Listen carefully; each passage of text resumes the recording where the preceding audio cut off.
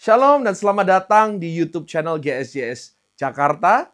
Dan Anda sebentar lagi akan menyaksikan firman Tuhan yang akan memberkati hidup Anda. Jadi jangan lupa untuk like, share, dan jangan lupa untuk subscribe. Tuhan Yesus memberkati dan selamat menikmati firman Tuhan. Siapa di sini yang bangga punya Tuhan seperti Tuhan Yesus? Yang bangga boleh sekali lagi kita kasih tepuk tangan buat Tuhan, kita katakan wuh. Ngomong sama kiri kanan saudara, katakan aku bangga punya Tuhan Yesus. Aku bangga punya Tuhan Yesus. Amin. Puji Tuhan, silakan kembali duduk Bapak Ibu Saudara dan selamat sore, shalom. Jemaat Tuhan diberkati, amin. Besok Senin mau kemana? Ini long weekend soalnya ya. Sudah habis nonton konser Bruno Mars. Siapa yang nonton konser Bruno Mars beberapa hari yang lalu? Ya, puji Tuhan saya sempat dengan istri nonton konsernya Bruno Mars. Satu sisi saya senang sekali ya. Dapat anugerah dan akhirnya pertama kali dalam hidup saya nonton konser Bapak Ibu Saudara ya. Dan di konser itu banyak hal yang terjadi, salah satunya saya lihat betapa antusiasnya orang-orang melihat seorang Bruno Mars. Ya, dari gerak-geriknya dia baru gini, semua langsung wah! Satu stadion, dia baru ngomong apa, hanya muncul belum ngapa-ngapain. Satu stadion itu selalu wah! Bahkan saya lihat story-nya orang, ada yang konsernya mulai jam 8 by the way. Ada yang sudah ngantri dari jam 3 sore, dari 4 sore itu sudah nongkrong di depan hanya untuk menunggu seorang yang bernama Bruno Mars. Saya melihat hal itu terjadi di konser, satu sisi saya senang, puji Tuhan bisa datang ke konser. Tapi satu sisi saya ada sedikit sedihnya di situ. Saya ngomong sama Tuhan di tengah-tengah konser itu, Tuhan seharusnya yang terima semua antusias ini bukan manusia, tetapi Tuhan. Setuju gak?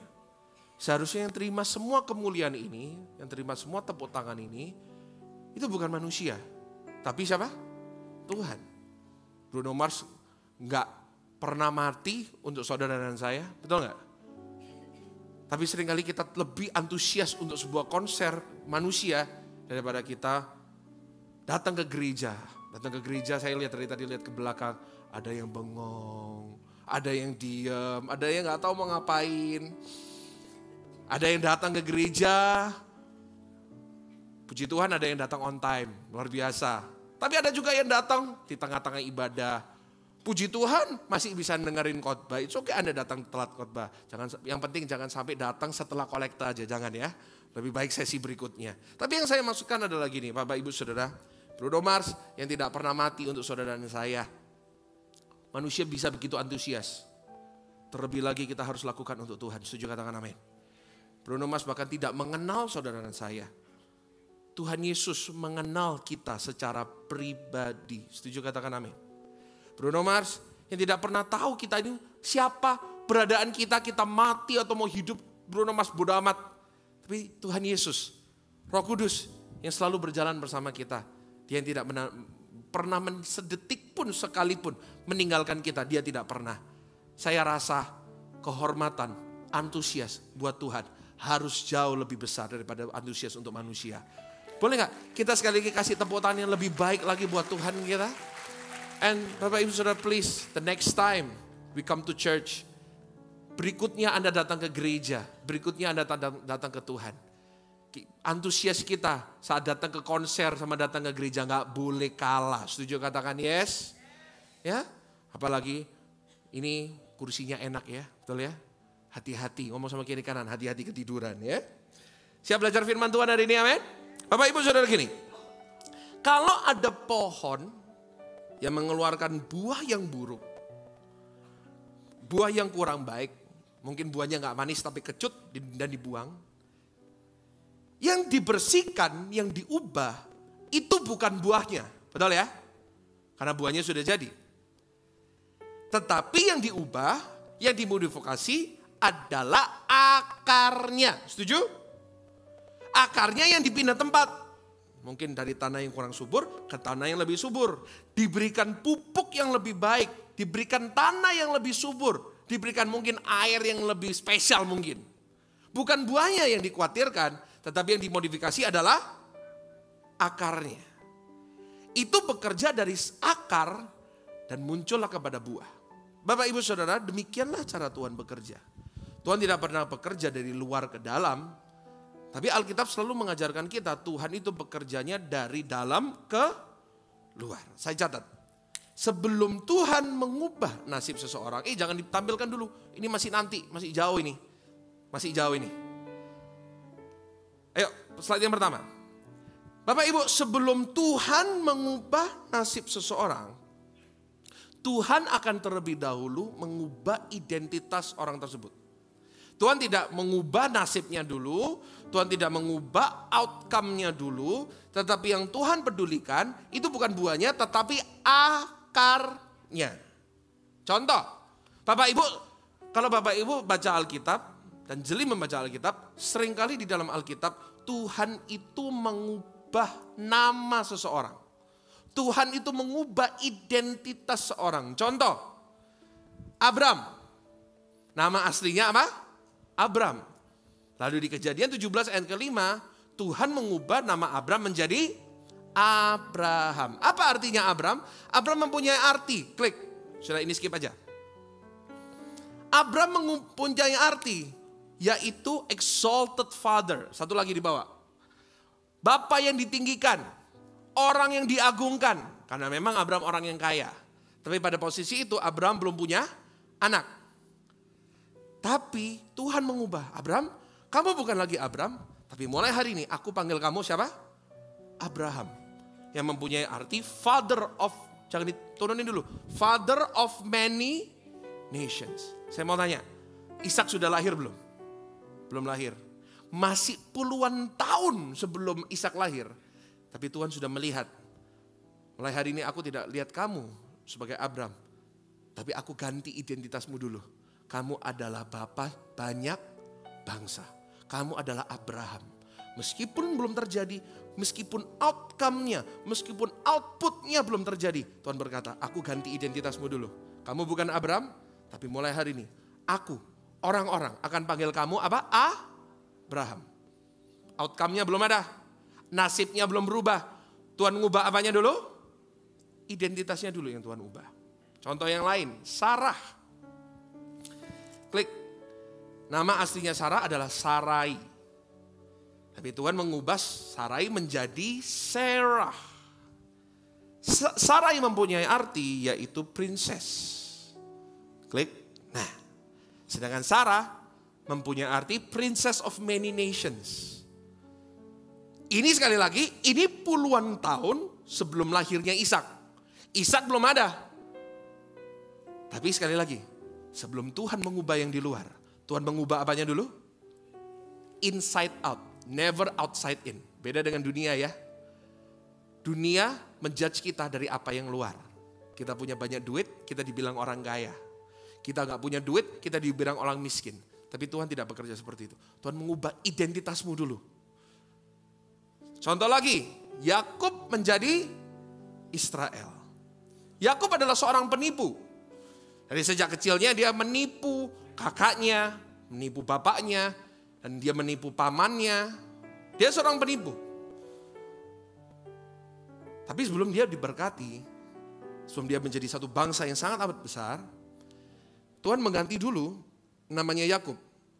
Nanti Bapak Ibu baca sendiri. Yakub tidak disebut lagi sebagai Yakub. Tetapi di Kejadian 32:28 mengatakan, mulai hari ini kamu akan disebut Israel. Dan kamu akan menjadi berkat. Yakub artinya seorang penipu, Israel mengarti let God prevail. Israel belum lihat destininya. Tapi Tuhan mengubah identitasnya dulu. Dari seorang penipu menjadi bangsa yang sangat besar. Bangsa yang diberkati. Bahkan bangsa yang melahirkan Mesias, juru selamat, Tuhan Yesus kita. Siapa lagi? Simon Petrus.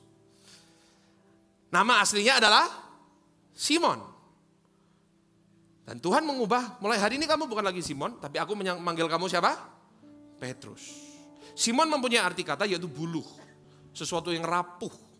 Sesuatu yang gampang terbang, goyang ke sana, goyang ke kiri. Dan memang Simon adalah seorang yang rapuh. Di balik mungkin dia kelihatan sangar mungkin. Mungkin dia kelihatan kuat. Murid Yesus yang paling cerewet mungkin. Di balik itu ternyata saat Tuhan Yesus disangkal, apa yang terjadi? Petrus adalah satu-satunya murid yang menyangkal. 2 murid yang mengkhianati, yang menyangkal, satu menyangkal, satunya menjual. Petrus rapuh. Tapi Tuhan tidak melihat kerapuhan dan Tuhan mengerti. Kamu rapuh, kamu masih lemah. Tapi Tuhan tidak melihat itunya. Tuhan ganti dulu apa yang di dalam. Mulai hari ini kamu bukan rapuh. Tapi aku lihat dan aku mengubah identitasmu. Kamu adalah batu karang yang teguh. Baru nanti manifestasinya. Berapa puluh tahun kemudian dia menjadi orang, bukan berapa puluh tahun kemudian, berapa tahun kemudian dia menjadi bapak gereja yang mendirikan gereja Tuhan. Bapak Ibu, yang saya maksudkan adalah gini. Tuhan tidak mengubah yang di luar dulu. Tetapi yang Tuhan lakukan di awal adalah Tuhan mengubah apa? Mengubah apa? Identitas kita. Demikianlah dalam hidup kita. Yang Tuhan kerjakan terlebih dahulu adalah mengubah identitas kita. Memberikan kita sebuah identitas yang baru. Dan saya boleh katakan, kalau Tuhan sudah memberikan kita identitas baru, jangan lagi kita pakai identitas yang lama. Karena Tuhan itu bekerja dari dalam keluar. Kalau Tuhan sudah mengubah apa yang di dalam, tapi kita masih pakai identitas yang lama, yang keluar juga identitas yang lama. Oke, saya akan lanjutkan. Pokoknya hari ini sebagai introduction, saya ngajarkan hari ini. Ini hari ini agak sedikit banyak pelajaran Alkitabnya. Kita hari ini mengerti sebagai introduction. Tuhan tidak pernah bekerja dari luar ke dalam.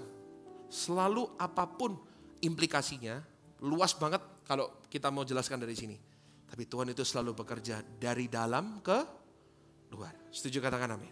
Oke, kita lanjut ya. Ini yang saya sempat khotbahkan beberapa bulan yang lalu, hanya di jam 10 dan jam 12. Di jam 4 sore saya belum pernah menyampaikan, dan jam 6 sore nanti saya belum pernah menyampaikan. Tapi seandainya Bapak Ibu pada saat itu sempat datang di jam 10, saya tetap percaya firman Tuhan itu masih bisa tetap berbicara sesuatu yang berbeda, meskipun bahannya kurang lebih sama. Setuju, katakan amin. Oke, Tuhan bekerja dari dalam keluar. Apa yang Tuhan kerjakan? Yuk kita buka dulu sama-sama yuk. Di Yohanes 8 ayat yang ke-36. Sama-sama dengan suara keras. 1, 2, 3. Jadi, apabila anak itu memerdekakan kamu, kamu pun benar-benar apa? Sama-sama katakan merdeka. Ngomong sama kiri kanan, merdeka.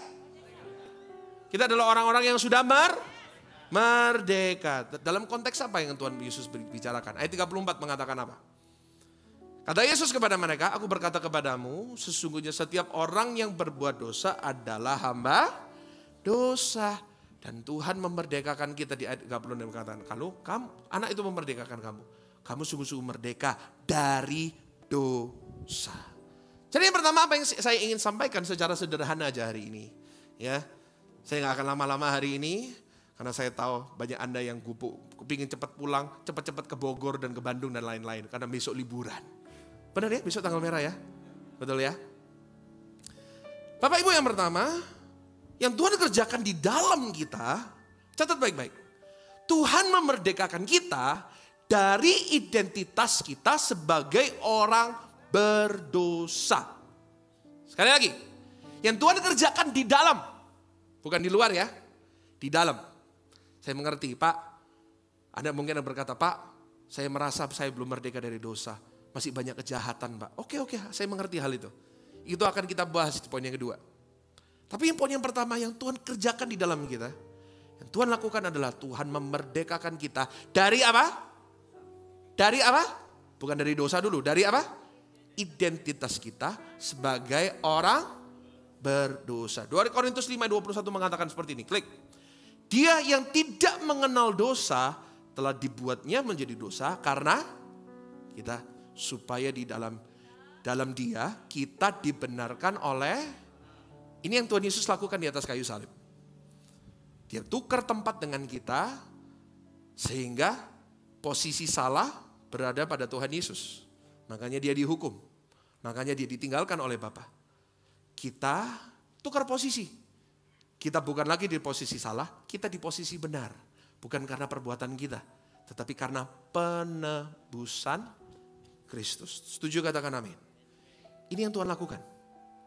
Dan mulai hari ini, sebuah pengertian yang kita harus pahami. Meskipun saya mengerti, nggak ada manusia yang luput dari kesalahan. Tapi yang Tuhan ubah utama, sejak kita percaya kepada Tuhan Yesus sebagai Tuhan dan Juru Selamat. Saya pernah tanya dulu deh, siapa di sini yang sudah percaya Tuhan Yesus sebagai Tuhan dan Juru Selamat? Ya, yang belum, tolong bertobat. Kita semuanya sudah percaya kepada Tuhan Yesus sebagai Tuhan dan Juru Selamat. Yang Tuhan merdekakan kita, Tuhan membuka kalung ID card kita orang berdosa. Tuhan memberikan kita ID card baru. Orang, bantu saya ngomong sama kiri kanan Anda. Banyak muka yang masih ragu. Ngomong sama mereka, kamu orang benar. Ayo bantu saya, yakinkan mereka. Karena masih banyak muka-muka yang masih ragu nih. Kamu masih apa? Kamu orang benar. Ngomong, bantu saya, sekarang kanannya. Ngomong sama mereka, kamu orang benar. Iya. Bapak Ibu Saudara, kita adalah orang-orang yang mewarisi dosa. Saya catat, dosa yang dilakukan oleh Adam membuat semua keturunan Adam, that is you and me, semua di dalam atau di luar Kristus, semua kita, semua keturunan Adam mempunyai identitas sebagai orang berdosa. Itu yang kita warisi. Ya. Dan Bapak Ibu harus mengerti bahwa dosa itu sifatnya menurun. Kutuk itu sifatnya menurun. Biasanya ya, saya tidak generalize, I don't generalize this. Saya tidak membuat ini menjadi rata. Tapi biasanya gini, kalau orang tuanya berbuat salah, anaknya juga biasanya akan ikut salah juga. Contoh, yang kasus yang biasanya saya lihat, yang saya tanganin, Kristen atau non-Kristen. Kalau orang tuanya bercerai, tidak bertobat, tidak dilayani dengan baik, dan anaknya tidak berakar dalam Kristus, tidak dekat pada Tuhan, biasanya kesalahan yang sama akan diulangi oleh anaknya. Dan demikianlah akan terulang kepada anaknya, akan terulang juga kepada anaknya. Karena dosa itu sifatnya apa? Menurun. Biasanya kalau orang tuanya hamil dulu sebelum nikah, punya anak dulu sebelum nikah.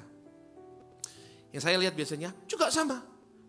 Anaknya juga melakukan hal yang demikian. Anaknya lagi juga melakukan demikian. Saya tidak mengatakan, gak bisa bertobat, bisa. Gak bisa berubah nasibnya, bisa. Dalam Kristus semua kutuk itu dipatahkan. Sejak kita percaya pada Tuhan Yesus, kita lahir baru, manusia yang lama sudah berlalu, termasuk manusia yang penuh dengan kutuk itu sudah dipatahkan. Makanya Bapak Ibu Saudara, kalau seandainya orang tua kita pernah ada kesalahan, atau mungkin itu Anda harus benar-benar hidup baru, hidup benar di hadapan Tuhan, dekat pada Tuhan. Dan arahkan anak-anak kita untuk dekat pada Tuhan. Saya yakin dan percaya, gak mungkin dosa itu akan menurun. Karena di dalam Tuhan kita adalah ciptaan baru. Bapak Ibu Saudara, gini ya. At the core, sebagai identitas kita adalah orang berdosa. Boleh tampilkan gambarnya tadi yang ditampilkan? Nah, at the core, sebagai inti dari manusia, kita adalah manusia yang kita ini membawa sebuah identitas, yaitu berdosa. Semua kita. Di luar Kristus, kita adalah manusia berdosa. Core-nya berdosa. Maka manifestnya adalah kejahatan, kesombongan, kenajisan, perzinahan, kebencian. Semuanya itu adalah outcome dari identitas kita sebagai orang berdosa. Tuhan mengerti konsep ini. BTW Bapak Ibu boleh foto. Ini konsep tentang dosa. Bahwa bukan manifestnya, tapi core-nya, intinya. Maka Tuhan mengerti, yang perlu diberesin itu bukan atasnya dulu. Yang perlu diatasin apanya dulu? Identitasnya dulu. Dari dalam kita mewarisi yang namanya identitas dosa. Manifestasinya adalah buah kejahatan, kesombongan, iri hati, kekejian, dan lain-lainnya. Dan ini semuanya sifatnya menurun. Ini sifatnya apa? Menurun. Tapi puji syukur kepada Tuhan Yesus. Kita yang berada di dalam Tuhan Yesus. Tuhan mencabut kita dari akar kita. Dan Dia mencangkokkan kita. Sebab itu Dia berkata, akulah pokok anggur yang kita dicangkokkan kepada Tuhan Yesus. Identitas kita, akar kita bukan lagi dosa. identitas kita bukan lagi dosa. Tapi identitas kita adalah Kristus. Kita adalah orang-orang yang dibenarkan dalam Kristus. Dan Tuhan mengubah identitas ini. Kembali ke pohon tadi. Kembali pohon. Dan Tuhan mengubah identitas ini. Tuhan mencangkokkan kita kepada Kristus. Maka di musimnya yang tepat, buahnya akan muncul yang baik juga. Kalau akarnya diperbaikin, akarnya dipindah tempat, buahnya akan muncul. Jadi Tuhan itu tidak fokus kepada buahnya. Tuhan itu selalu fokus kepada akarnya. Dia ubah dulu. Makanya ya, saya selalu katakan kepada semua orang. Kalau misalnya suami Anda, istri Anda, anak-anak atau teman saudara lagi bermasalah, lagi banyak dosa, jangan fokus untuk ngomelin buahnya. Fokuslah untuk membuat mereka berakar kepada Kristus. Fokuslah untuk membuat mereka dekat pada Tuhan. Betapa banyaknya istri-istri, Anda ngomelin suami, kira-kira bertobat nggak? Banyak ya yang saya sampaikan minggu lalu, komunikasi dalam keluarga. Banyak istri-istri ngomelin suaminya nggak tambah bertobat, tambah semakin parah. Pengalaman Bu?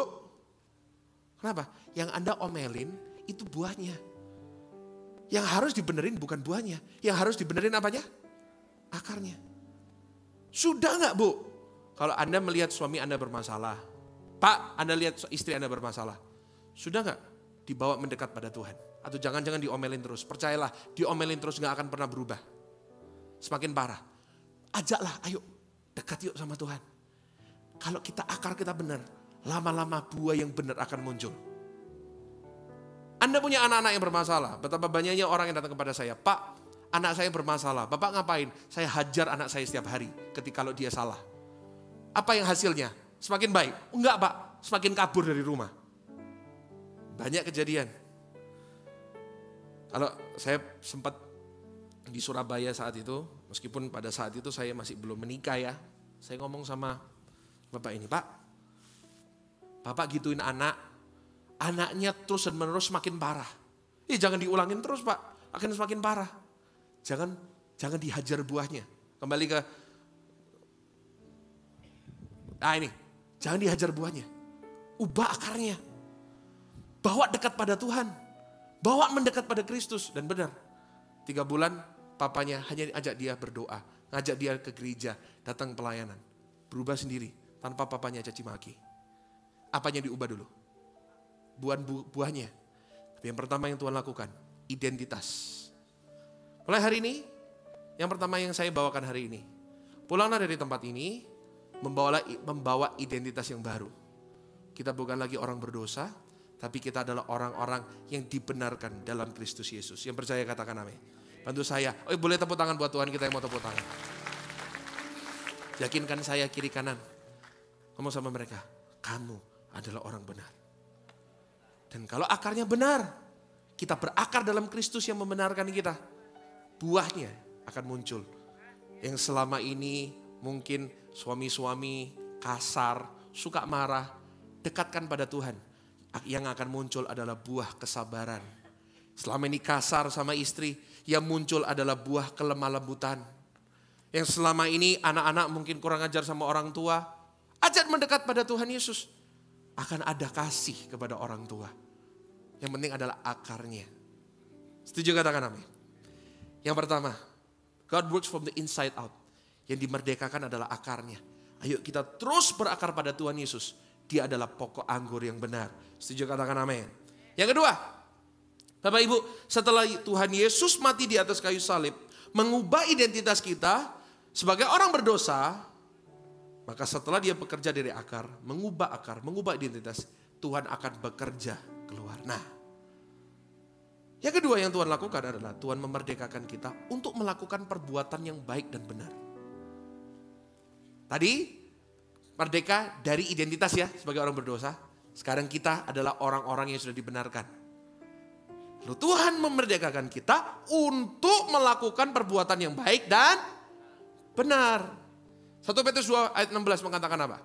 Hiduplah sebagai orang merdeka Dan bukan seperti mereka yang menyalahgunakan kemerdekaan itu untuk menyelubungi kejahatan-kejahatan mereka. Tetapi hiduplah sebagai apa? Hamba Allah. Oke, here comes the question.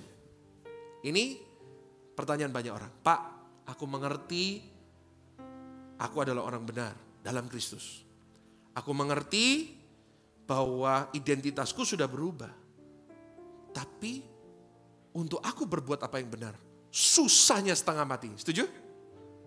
Untuk aku hidup benar, hidup suci, itu susah, Pak.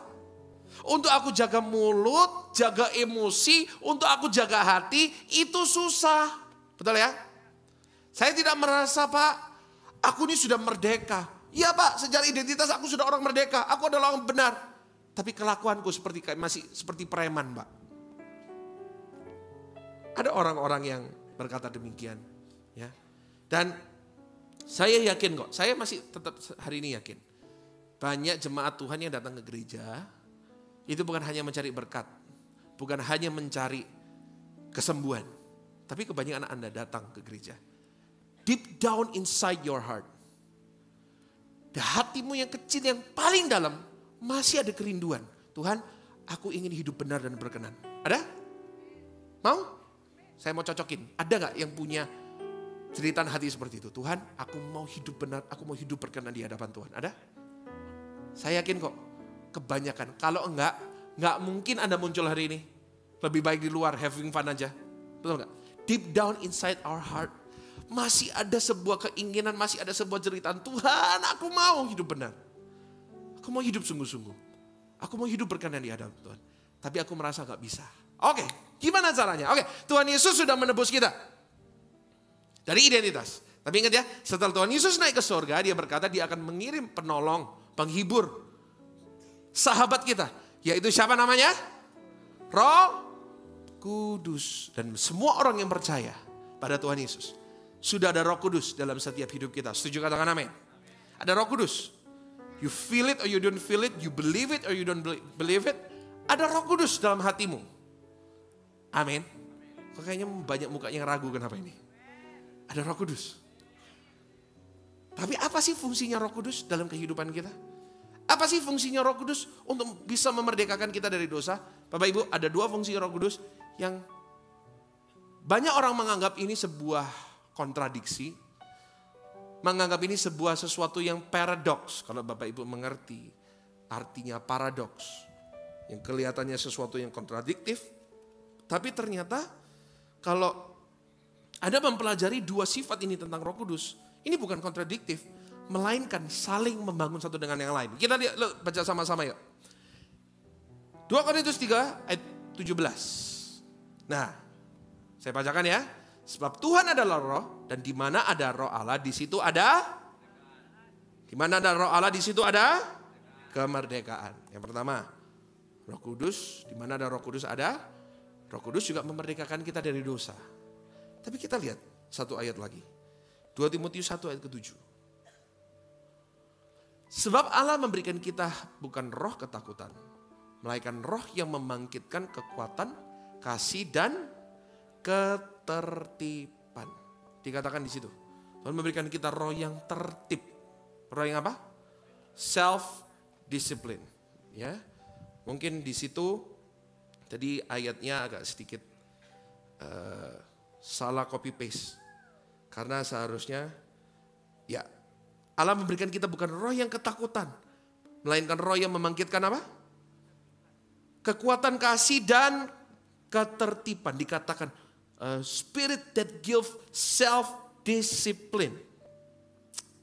Bapak Ibu Saudara, bagi banyak orang merdeka dan disiplin adalah dua hal yang sangat kontradiktif. Betul ya? Kalau Anda merdeka, Anda tidak mau disiplin. Tapi kalau Anda mau disiplin, Anda tidak bisa merdeka. Betul nggak? Betul apa betul? Kalau Anda berkata, Pak, Anda merdeka, dalam pikiran Anda apa? Aku bebas untuk melakukan apapun yang aku mau.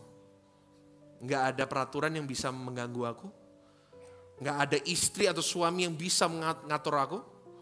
Merdeka artinya apa? Aku mau kerja apapun terserah aku. Aku mau bangun jam berapa terserah aku. Aku mau makan apa terserah aku.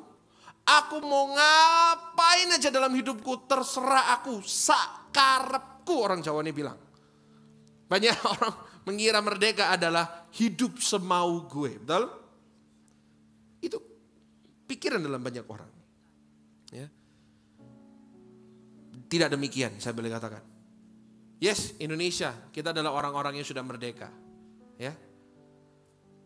Tapi ingat, meskipun Indonesia sudah merdeka, kita adalah orang-orang yang merdeka. Tetap di Indonesia ada peraturan, betul? Nanti tanggal 17, hari Selasa besok, Anda yang punya mobil plat genap, coba ke tengah kota, apa yang terjadi? Ditilang, betul ya Bu ya? Ditilang, kenapa? Meskipun Anda adalah orang merdeka, dalam negara ini masih ada masih ada yang namanya peraturan. Bapak Ibu, bagi orang yang belum dewasa, saya catat. Bagi orang yang belum dewasa, merdeka dan disiplin adalah sesuatu yang sangat kontradiktif. Setuju gak? Kalau Anda merdeka, Anda gak suka didisiplin. Tapi Bapak Ibu Saudara, saya catat. Tapi bagi orang yang mengerti, bagi orang yang dewasa, orang-orang dewasa akan mengerti bahwa disiplin sebenarnya adalah awal langkah dari yang namanya kemerdekaan. Listen to me. Saya kasih contoh aja. Olahraga dan gym. Oke. Siapa yang sini olahraga, fitness di gym? Saya mau tanya. Ada? Oke. Saya mau tanya bapak-bapak di sini, ibu-ibu di sini yang olahraga gym dan fitness. Pak, Bu, susah nggak? Susah nggak untuk memulai? Susah ya? Betul ya? Bagi yang ada yang sudah memulai. Susah. Saya mau tanya, lebih susah memulai atau mempertahankan? Lebih susah memulai atau mempertahankan fitness? Saya jamin ya, pasti jauh lebih susah mempertahankan. Betul? Januari, survei membuktikan bulan Januari adalah bulan teramai pendaftaran fitness. Kenapa? New Year resolution. Tahun ini aku mau turun 20 kilo. Tahun ini aku mau jadikan badanku mentol-mentol semuanya. Jadi six pack semuanya. Januari. Masuk Februari. Besok Maret. Lupakan aja semuanya. Bulan keempat. Biarin. Jemblung is the new sexy katanya. Mulai gym susah. Apalagi mempertahankan. Gym dan olahraga bagi sebagian besar dari kita merupakan sebuah sesuatu yang menyiksa dan membebankan. Setuju katakan amin Pak? Saya yang amin. Memang menyiksa dan membebankan. Tapi coba tanyakan kepada orang-orang yang badannya jadi. Fitness bukan lagi sesuatu yang menyiksa dan membebankan. Teman saya, Pastor Billy Lantang. Dia kemanapun dia pergi, selalu fitness. Saya mau tanya, kenapa? Karena buat saya, kata dia, karena buat saya fit, kalau nggak fitness, justru nggak enak badannya. Melakukan apa yang benar bagi seorang Billy Lantang, melakukan fitness bukan lagi menjadi sesuatu yang menyiksa, tapi melainkan menjadi sesuatu yang merdeka. Dia merdeka untuk melakukan apa yang benar, dia merdeka untuk melakukan apa yang susah. Kenapa?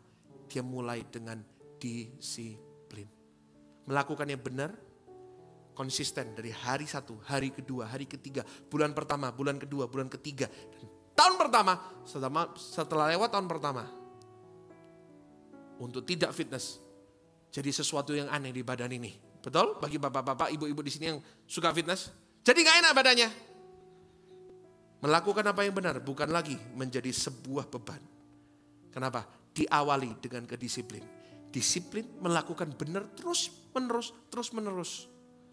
Maka melakukan apa yang benar bukan lagi menjadi beban, melainkan menjadi kemerdekaan. Contoh yang lain, diet atau makan. Siapa di sini yang tahun ini di awal tahun rencana untuk turun 25 kilo ada?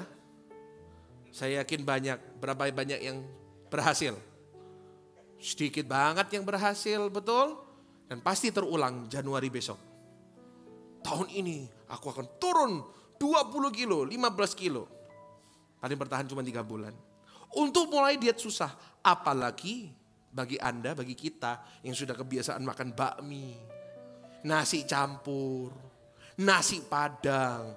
Untuk kita diet itu susah, harus makan sehat, dada ayam, brokoli rebus, apalagi ditambahin tanpa garam. Waduh, susah gak?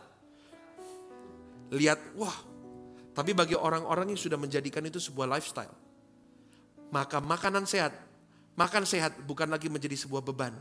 Melainkan kalau gak makan sehat, sesuatu yang aneh. Melakukan apa yang benar menjadi kemerdekaan bagi dia. Kenapa? Dari awal disiplin. Gak suka tetap melakukan. Gak suka tetap melakukan.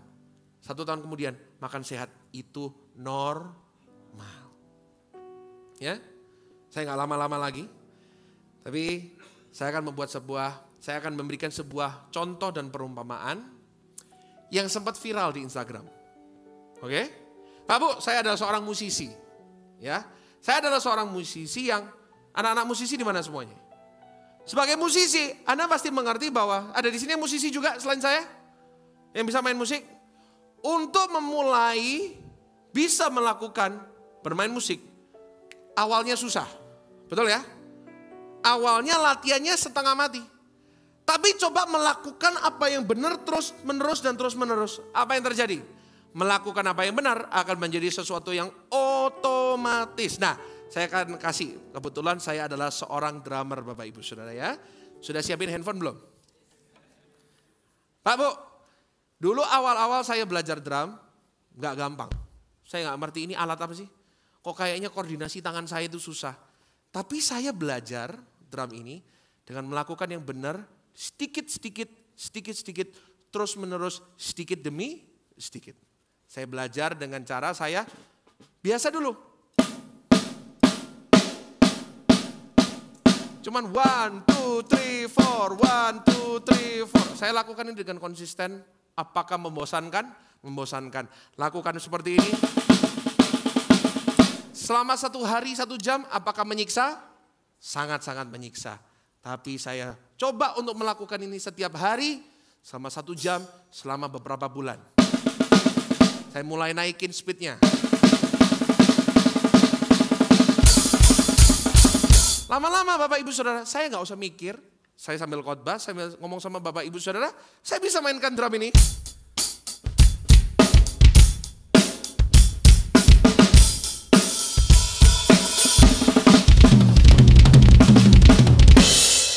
Saya ngomong, sambil saya bicara, saya sambil khotbah, sambil saya mainkan drum, saya bisa. Saya gak perlu mikir untuk melakukan apa yang benar. Kenapa?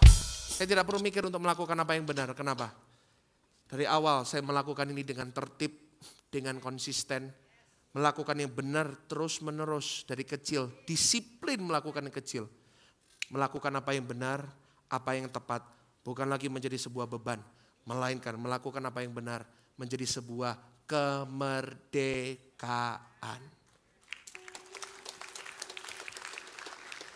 Saya cuma berdoa Anda mengerti apa yang sedang saya maksudkan.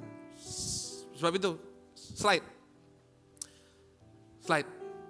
Bapak Ibu, kemerdekaan yang sejati itu bukan merdeka untuk melakukan apa yang Anda inginkan.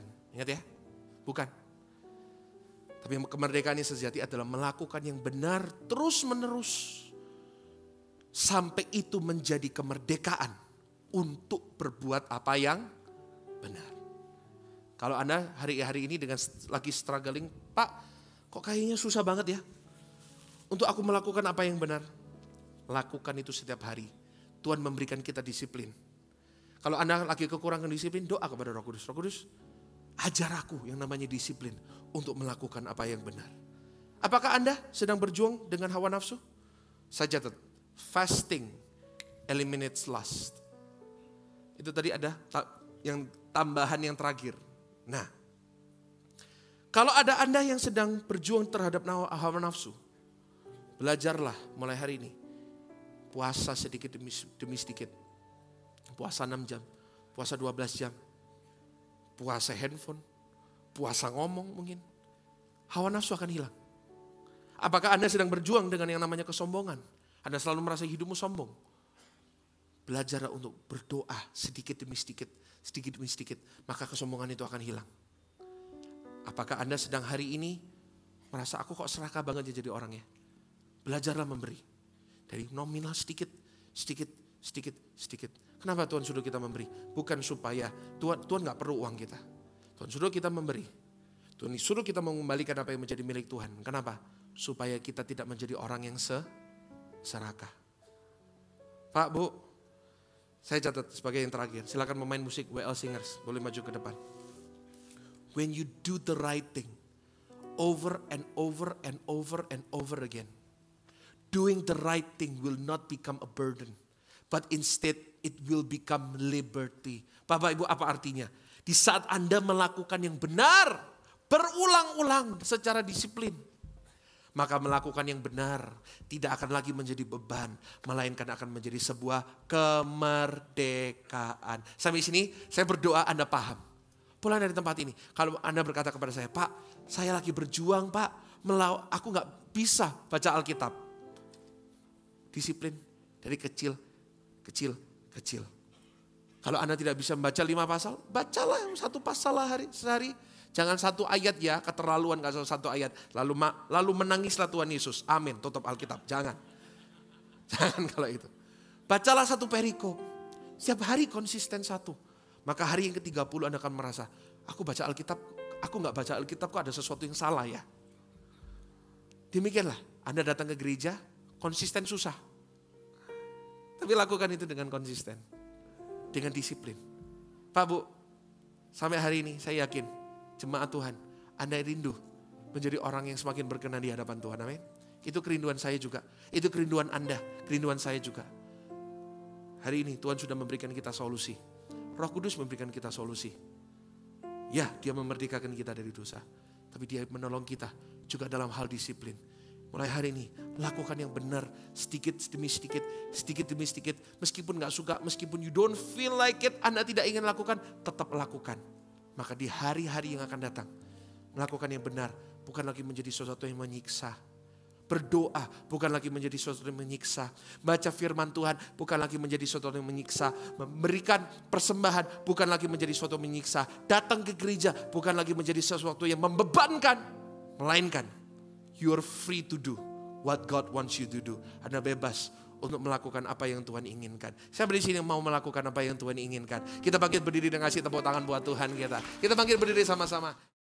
Terima kasih bagi Anda yang sudah menyaksikan tayangan dari GSJS Jakarta, dan kalau Anda berada di sekitar Jakarta, di Jabodetabek, saya undang Anda untuk bisa menghadiri ibadah-ibadah onsite kami di Mall of Indonesia di Kelapa Gading dan juga di Pluit Village Mall. Dan saya percaya Anda pasti diberkati. So see you and God bless you.